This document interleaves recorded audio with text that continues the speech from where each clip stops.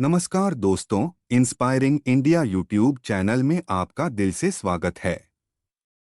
सही कहा है किसी ने, चिंता और चिता में सिर्फ एक बिंदु का फर्क होता है। इस दुनिया में कुछ लोग बेवजह चिंता करते हैं बिना किसी कारण कि अपने आप को और मन को परेशान करते रहते हैं। चिंता हमें बीमार करती है। आज की इस कहानी में हम सीखेंगे कि क्यों हमें बेवजह चिंता नहीं करनी चाहिए।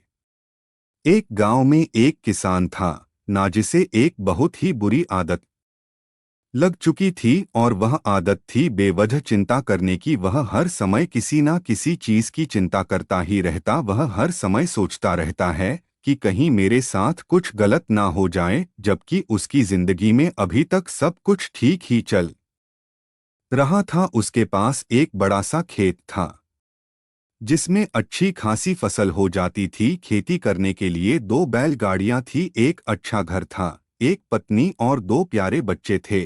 लेकिन फिर भी वह किसी ना किसी अनहोनी के बारे में सोचकर बेवजह चिंता करता रहता। कभी सोचता कि अगर मेरी फसल में कीड़े लग गई तो क्या होगा, अगर आवारा पशुओं ने फसल को बर्बाद कर दिया तो क्या होगा, अगर सूखा पड़ गया या अत्यधिक बारिश हो गई तो मेरी फसल खराब हो जाएगी। ऐसे ही वह भविष्य की अन्य बातों के बारे में सोचकर बेवजह चिंता में डूब रहा था, जैसे कि कहीं खेती के समय मेरे बैल बीमार ना पड़ जाएं, मेरे बच्चों का भविष्य कैसा होगा, कहीं बुढ़ापे में मुझे कोई बड़ी बीमारी ना हो जाए, मेरे बच्चे बुढ़ापे में मेरा ख्याल रखेंगे भी या नहीं, वगैरह वगैरह। अपनी इस लगातार बेमतलब चिंता करने की आदत की वजह से वह आसान और परेशानी नहीं लगता था, और अब उसका किसी भी काम में मन भी नहीं लगता था।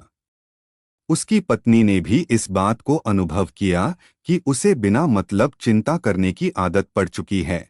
उसने उसे कई बार समझाने की कोशिश भी की, तुम बेवजह चिंता करना छोड़ दो, लेकिन उसके समझाने का कोई मतलब नहीं रहा। उसे पता चला कि नगर में एक महात्मा आए हैं जिनके पास सारी समस्याओं का हल है। फिर एक दिन वह उसे लेकर एक बौद्ध भिक्षु के आश्रम में पहुंची। बौद्ध भिक्षु बहुत ही बुद्धिमान और ज्ञानी व्यक्ति थे। किसान और उसकी पत्नी अपनी सारी समस्या बौद्ध भिक्षुओं के समक्ष रख दी। किसान ने कहा, महात्मा, मैं हर समय किसी ना किसी बात की चिंता करता रहता हूँ। मैं ज्यादातर उन बुरी चीजों के बारे में सौर, फिर कभी अपना हाथ अपने सिर पर रखते तो कभी जमीन पर। वह बहुत ही चिंतित और बेचैन चकर चिंतित होता रहता हूँ, जो अभी तक मेरे साथ हुई भी नहीं। किसान की समस्या को पूरे ध्यान से सुनने के बाद बौद्ध भिक्षु ने कहा, ठीक है, तुम दोनों कल सुबह आना और फिर मैं तुम्हें तुम्हारी समस्या का समाधान बता दूंगा। अगली सुबह जब किसान और उसकी पत्नी बौद्ध भिक्षु के आश्रम में पहुंचते हैं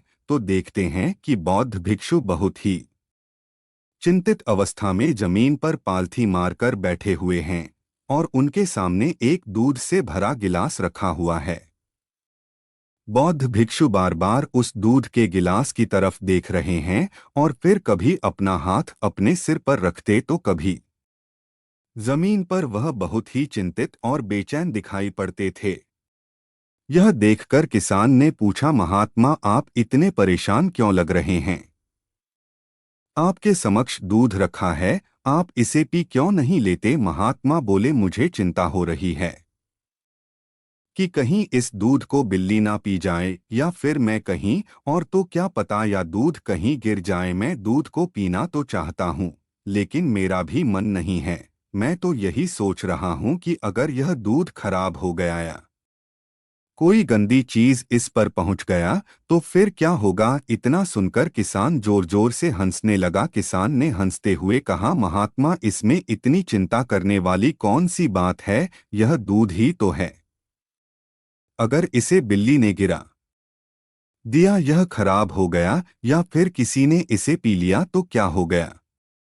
यह आपको दोबारा मिल जाएगा, और वैसे भी आपका चिंता करना व्यर्थ है, क्योंकि ना तो अभी इसे बिल्ली ने गिराया है, ना ही खराब हुआ है, और ना ही अभी इसे किसी ने पिया है और हो सकता है कि भविष्य में ऐसा हो भी ना। किसान के मुंह से यह बातें सुनकर बौद्ध भिक्षु मुस्कुराए और बोले, मैं भी तो तुम्हें ही यही समझाने का प्रयास कर रहा हूं कि भविष्य की उन घटनाओं की चिंता करना व्यर्थ है जो अभी हमारे साथ हुई ही नहीं, और बहुत बड़ी संभावना है कि वह कभी होगी भी नहीं। और अगर हो भी गई तो जिस चीज को तुम्हें एक बार हासिल कर सकते हो उसे तुम दोबारा भी हासिल कर सकते हो, और अगर नहीं कर पाए तो कोई बात नहीं, क्योंकि समस्याओं के आने के साथ ही उन समस्याओं का सामना करने की हिम्मत भी अपने आप ही आ जाती है।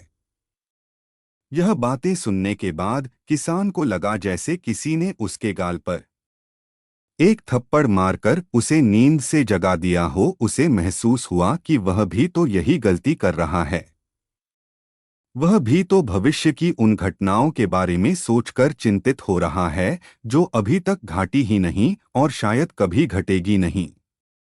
वह और फिर बौद्ध भिक्षु के चरणों में गिर पड़ा और कहने लगा, इतनी आसान में मुझे मेरी गलती का एहसास करवाने के लिए आपका बहुत बहुत धन्यवाद, और मैं आज से पूरा प्रयास करूंगा, मैं बेवजह चिंता करना बंद कर दूंगा।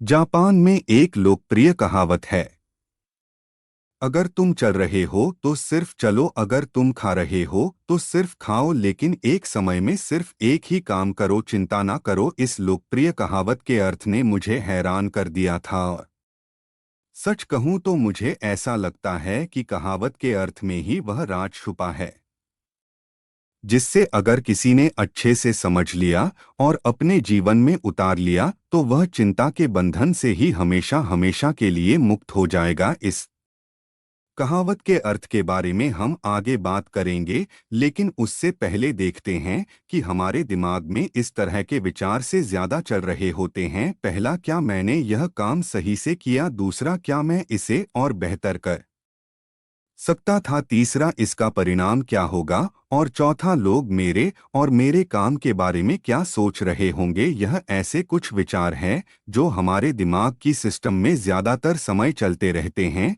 लेकिन हमें पता नहीं चलता, क्योंकि हमने इन विचारों के साथ सीख लिया है। और हमारा दिमाग काम भी ऐसे ही करता है कि अगर हमने इसे किसी काम को कई बार करवा लिया तो फिर यह उसे अपनी आदत बना लेता है, और फिर हमारे चाहे बिना भी उस काम को डोट करने का प्रयास करता है।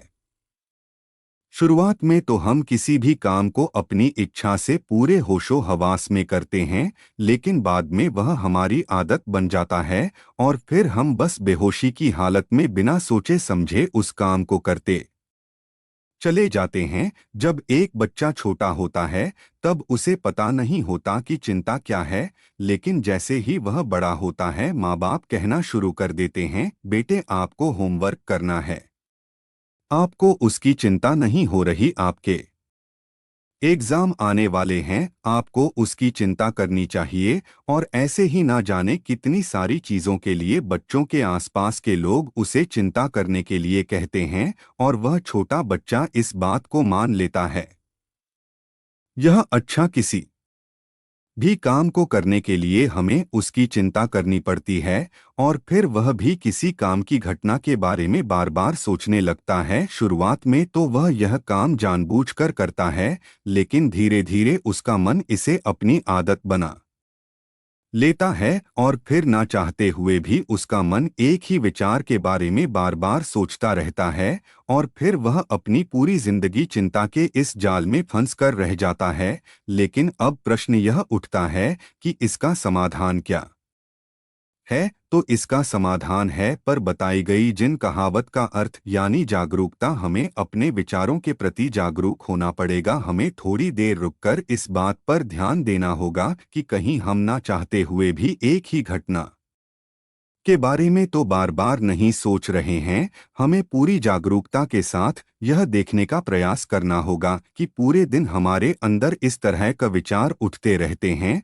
अब आप पूछ सकते हैं, केवल जागरूकता क्या करेगी? मैं कहता हूं, या का है यह मन को शांत करने के लिए पर्याप्त है, मन को अपने स्वभाव का एहसास कराने के लिए पर्याप्त है और जीवन में जागरूकता लाने का सबसे आसान तरीका है ध्यान करना। ध्यान करने के दौरान अपने विचारों पर ध्यान देना, और जब आप पूरी जागरूकता के साथ अपने विचारों पर ध्यान देना शुरू कर देंगे तब आप पाएंगे कि आपके मन में चलने वाले गैर जरूरी विचार एक एक करके अपने आप ही गायब होना शुरू हो जाएंगे और फिर आप एक आनंदित और शांत जीवन अनुभव कर पाएंगे। तो दोस्तों, कैसी यह कहानी आपको अच्छी लगी हो तो इस वीडियो को लाइक करें और ऐसी और कहानी सुनने के लिए इंस्पायरिंग इंडिया को सब्सक्राइब करें। धन्यवाद।